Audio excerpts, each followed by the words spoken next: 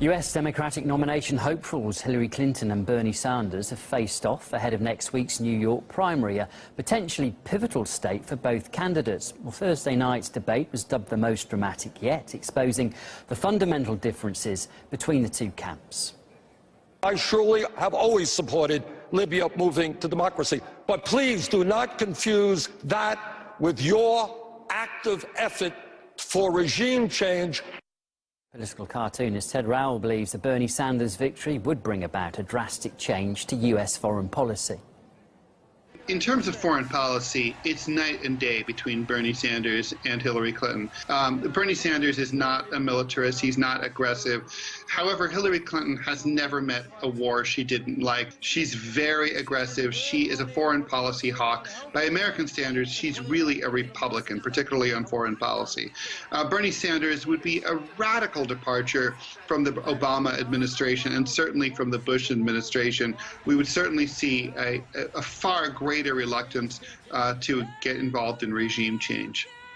It was the most heated debate of the campaign so far, but the build-up to it also had plenty of bite. Threats were made that the debate might not happen at all, and that was after Clinton said she wouldn't take part unless Sanders changed his tone. The war of words started over the timing of the debate. The argument didn't go unnoticed online. Some on Twitter mocking Clinton's calls for Sanders to change his tone under the hashtag tone down for what. Others wondered what response the former Secretary of State would actually get from the outspoken Republican hopeful Donald Trump, and a list of rules were also compiled for anyone taking on Clinton. Well, meanwhile, a number of arrests were made in New York City during a 1,000-strong protest against Republican frontrunner Donald Trump.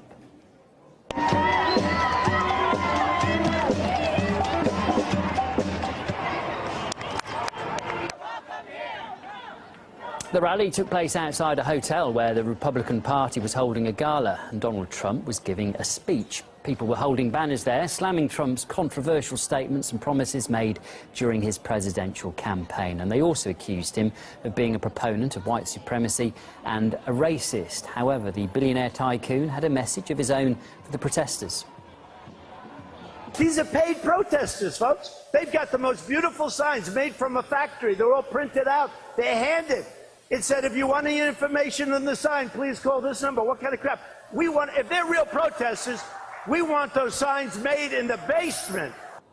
Well, during the protest, RT decided to go there to find out how well the Americans really know their candidates.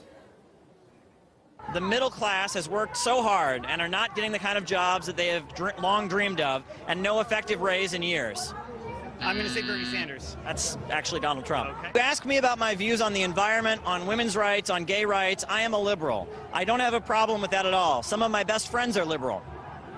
That one sounds like Trump because he's doing that thing where, like, I know people like that. Actually, that one's Sanders. He has to do that? You are a gun shop owner and you sell somebody a gun and that person flips out and then kills somebody. I don't think it's really fair to hold the gun shop owner responsible. Was it Trump? That was actually Sanders.